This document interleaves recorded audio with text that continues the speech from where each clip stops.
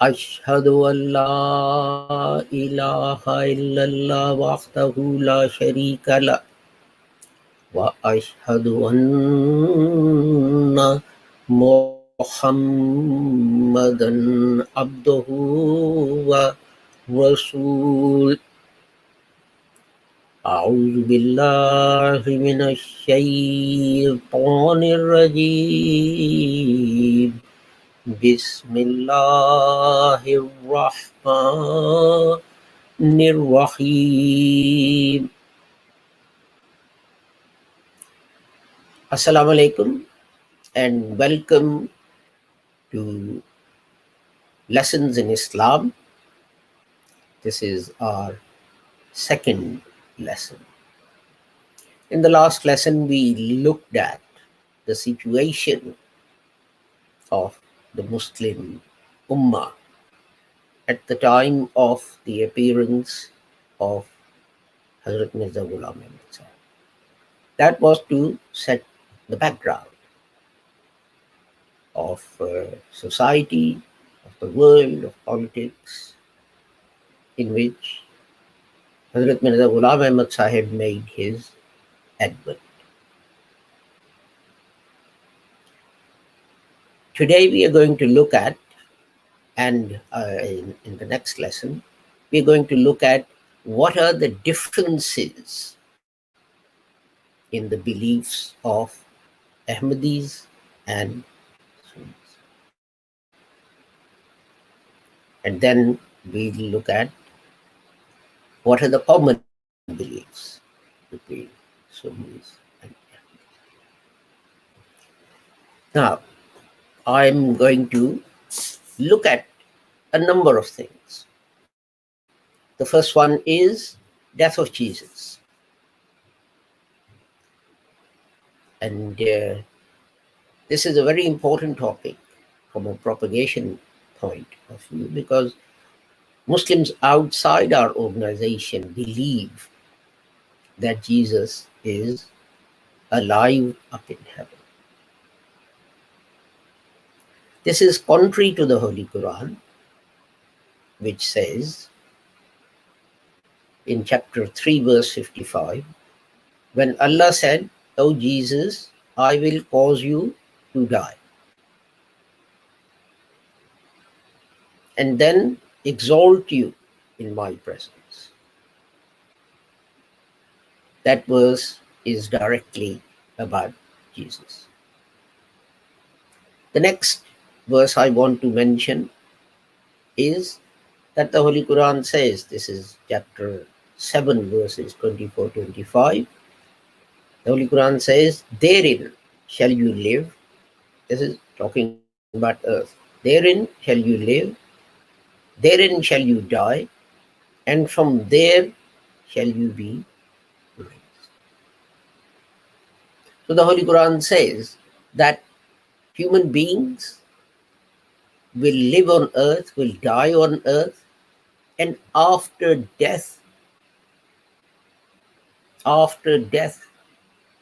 there will be a time when they will be raised.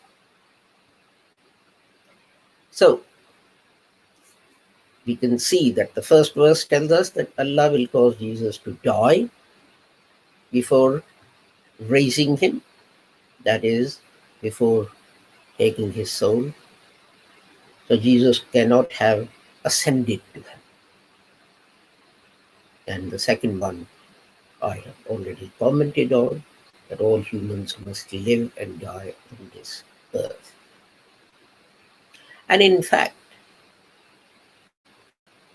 there are 30 verses of the Holy Quran from which you can gauge the fact, from which you can conclude that Jesus actually died. I've used only two because this lesson is just about a comparative study. And this is why Ahmadis believe that the Holy Prophet Jesus has died. This directly then takes us to the second belief, which is second advent of Jesus. Muslims believe that one day Jesus will descend from heavens and he will show us the right path to follow. This gives the Christian missionaries a very strong weapon, a very potent weapon to attack Muslims. I have been approached by Christian missionaries myself, and they have said, well, you believe that Jesus will come down one day and show you the right path, and you will have to follow him. But what will happen if you die before Jesus comes down? If you die before Jesus comes down again, then you would not get a chance to follow him. You will be deprived of that. So they say, why don't you follow Jesus now? Why don't you accept him now? And using this argument, they converted thousands upon thousands of Muslims from Islam to Christianity, and our scholars had no reply to that. But the reply is obvious. And the reply is, well, if Jesus actually died on this earth, as we believe, he didn't die on the cross, but he died on this earth, then how can he come again? That is the end of the story. We do have hadith that speaks of the second coming. But then those hadiths are full of metaphors, because they talk about Jesus coming down, and what does he do? He kills pigs. He breaks crosses. Is that why God has kept alive a prophet up in heavens for thousands of years, so that when he comes down to earth, he kills pigs and he breaks crosses? Don't you think the church fathers would call the police and have him arrested? He came into our church and he vandalized it. Please arrest him, put him in jail, to stop him from doing this anymore. It makes no sense. Particularly, as I said, when the Quran has said that Jesus is dead. And that leads us to finality of prophethood. The Holy Quran says that Muslims believe that after the Holy Prophet Muhammad, another prophet, an old prophet, Jesus, will descend from heavens, and that we should follow. But the Holy Quran says, this is in chapter 33, verse 40, Muhammad is not the father of any of your men, but he is the messenger of Allah. He is the messenger of Allah and the seal of prophets. Now, lots of people have a lot of discussions and things about what does seal mean, and who does it apply to, and so on. The easiest thing is to look in the Holy Quran. The Holy Quran says in chapter 2, verse 7, Allah has sealed their hearts and their hearing, and there is a covering on their eyes, and for them is a grievous despite. So what does the same word mean? It means close. So when the Holy Quran says something is closed, it means it's finished. You can't go in, you can't go out. When the Holy Quran talks about the Holy Prophet Muhammad as being the seal of the prophets, it means he has closed off prophethood. In fact, the Holy Prophet Muhammad himself interpreted this verse in the same way. He was asked what it meant, that he is the seal of the prophets, and he said, I am the seal of the prophets. La Nabiya Ba'd. La means no. Nabiya, prophet. Ba'di, Ba'd, after, Li, Li. So the Holy Prophet himself said that no prophet can come up. He didn't say new, he didn't say old. Categorically, no prophet. No means no. No means no. No prophet is going to come, whether an old prophet or a. And this is why Ahmadis believe that prophethood ended with the Holy Prophet Muhammad, and no prophet, whether old or new, can come after the Holy Prophet. End of Allah's revelation. Sunni Muslims believe that Allah no longer speaks to human beings. But this amounts to negating an attribute of Allah. You know, when human beings become old, they have difficulty seeing, they have difficulty hearing, they have difficulty eating. But this doesn't happen to Allah. He is Hayyul Qayyum. He's ever living and ever lasting. And none of his attributes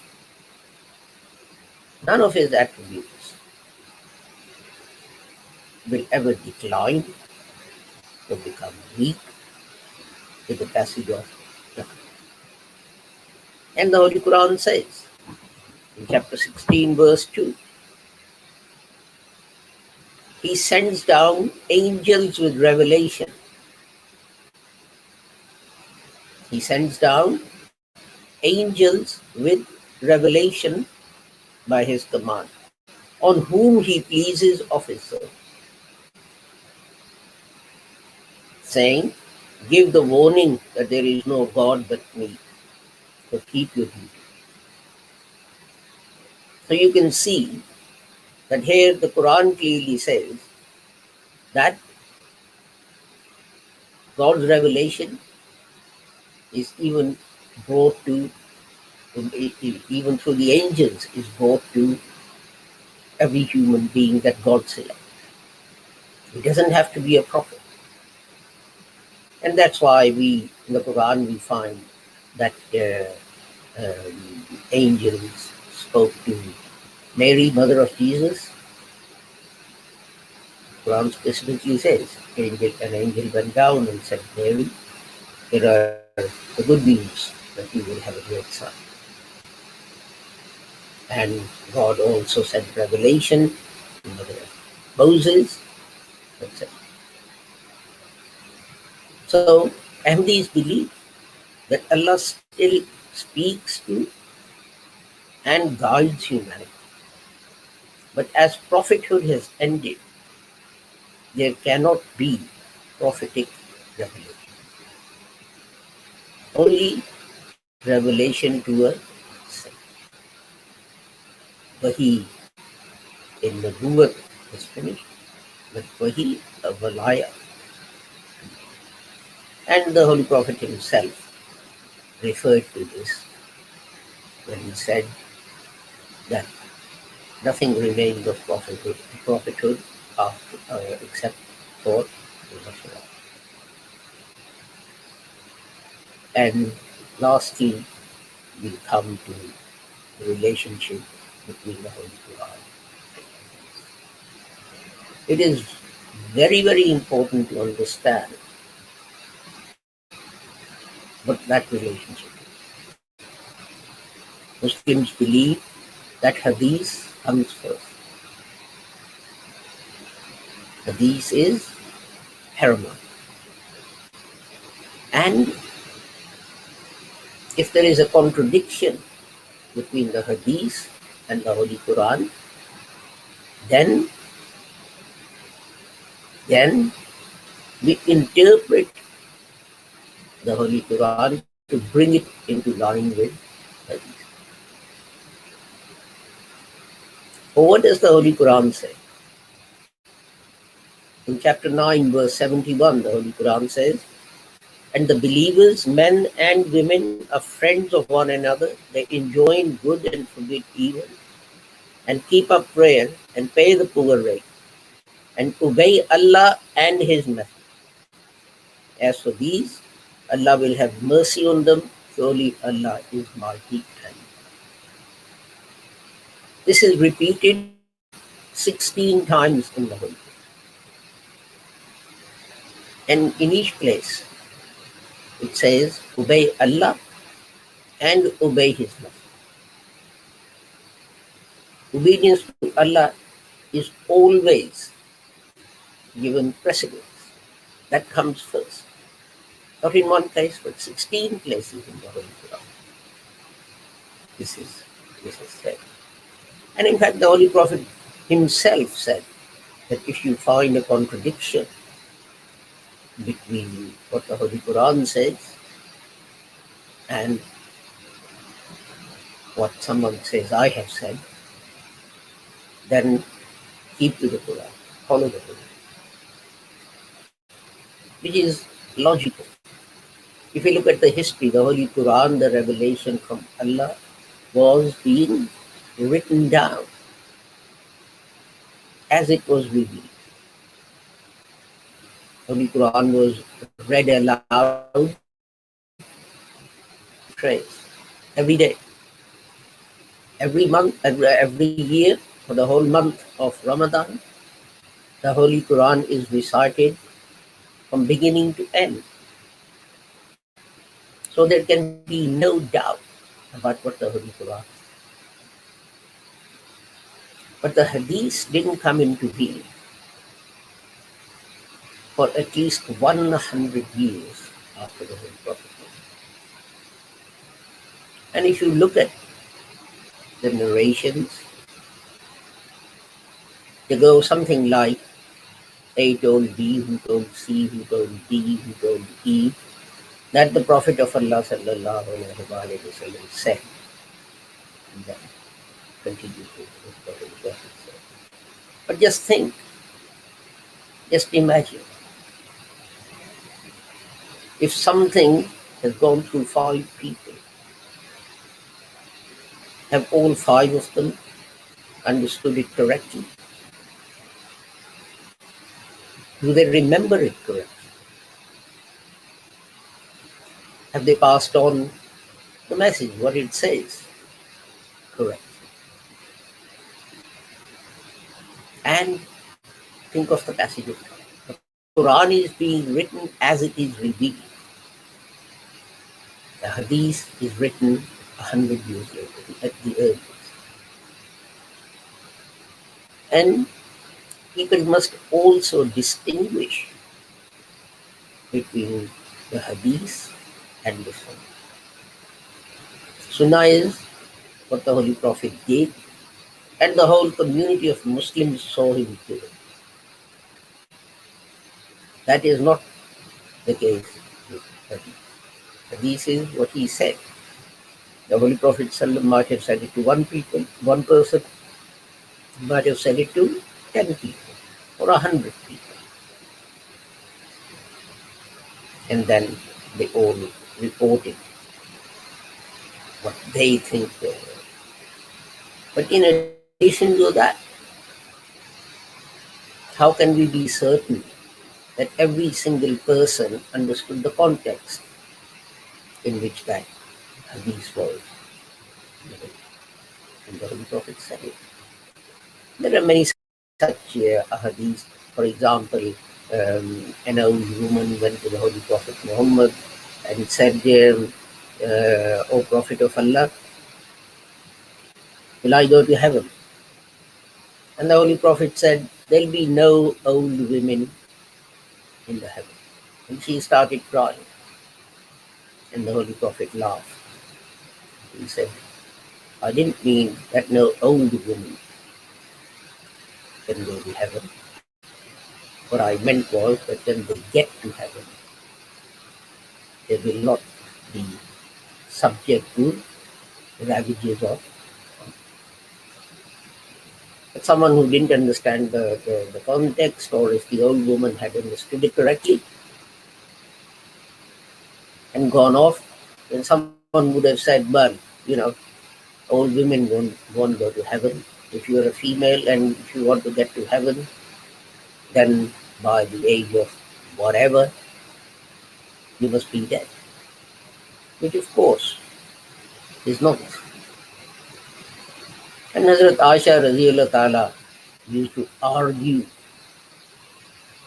with the companions of the Holy Prophet, particularly Hazrat Abu Hurairah radiallahu ta'ala, that you have not understood what the Prophet Sallam was trying to convey, or whatever he said. So first we take the Quran and we understand that. Next we take the Sunnah. Everyone heard the Azan that Holy Quran. Everyone saw how the Holy Prophet Muhammad said Fajr prayer, Dhuhr prayer, Asr prayer, Maghrib prayer. Everyone saw how he fasted. So this was Sunnah, there is no doubt. For 100 years, when hadith hadn't been written down, people were still calling out the Azan. People were still saying the 5 daily prayers. The number 5 is not mentioned in the Holy Quran for the prayers. And this is the Sunnah of the Holy Prophet Muhammad sallallahu alaihi wasallam, and we follow that. The question then arises, if there is no difference between Sunnah and Hadith, what happened when there weren't any books of Hadith available? Did people not pray? Did people not fast? Did people not go to Hajj? And 1,000 other things.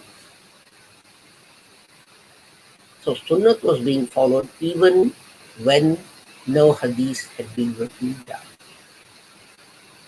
So we believe that this sequence in which we should go to these authorities is, number 1, the Holy Quran. What does the Holy Quran say about something? What does the Holy Quran say about death of Jesus? Well, the Holy Quran says Jesus is dead.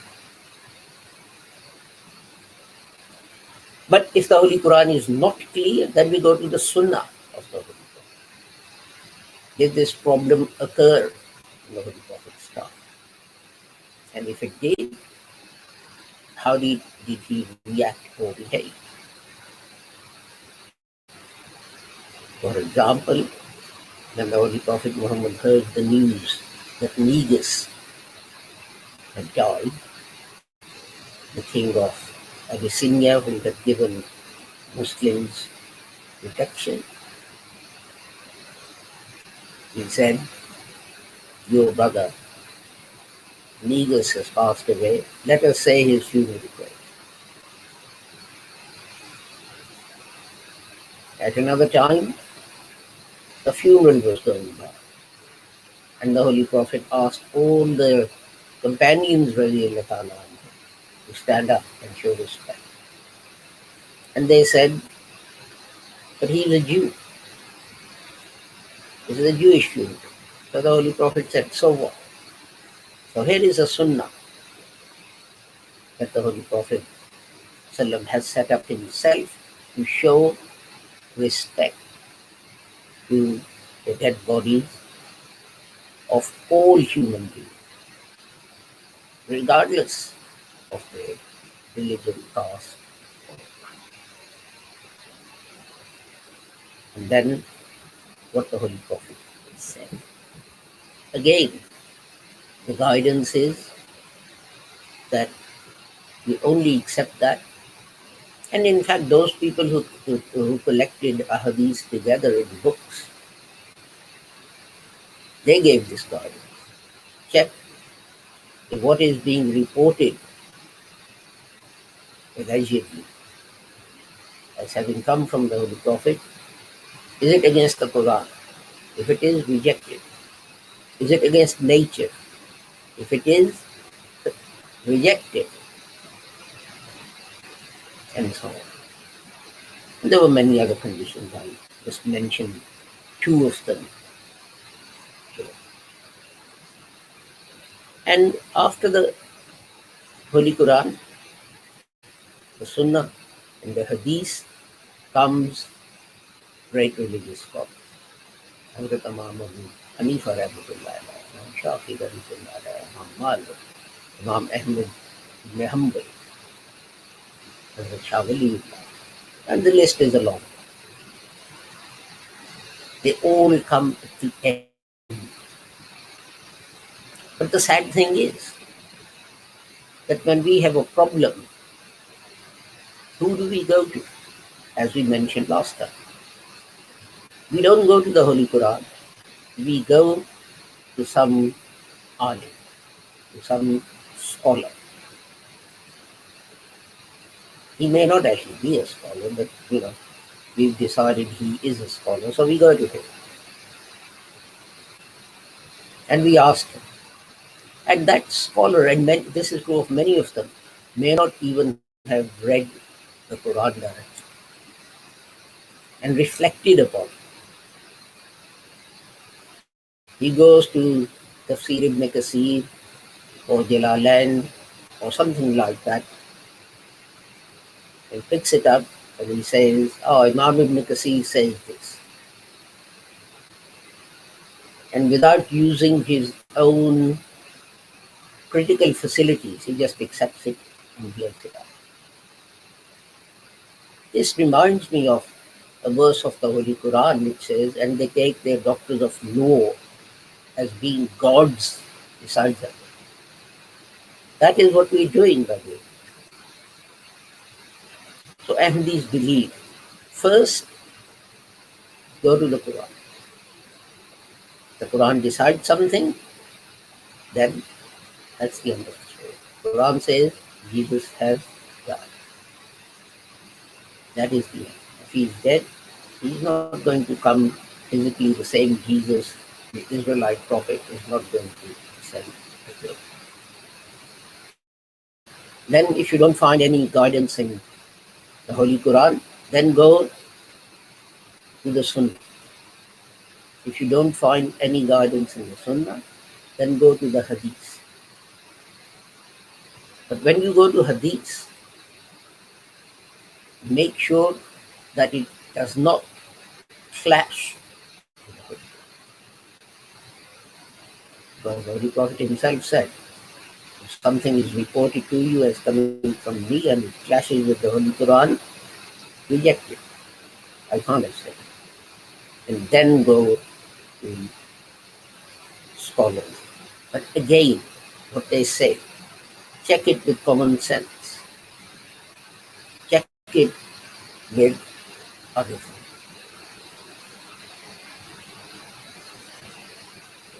So we believe that this is the sequence in which things should be. Next week, we'll look at the concept of jihad, punishment of apostasy, the idea that there are verses missing from the Holy Quran. Yes, I know you're astounded, but people do believe that there are verses missing from the Holy Quran.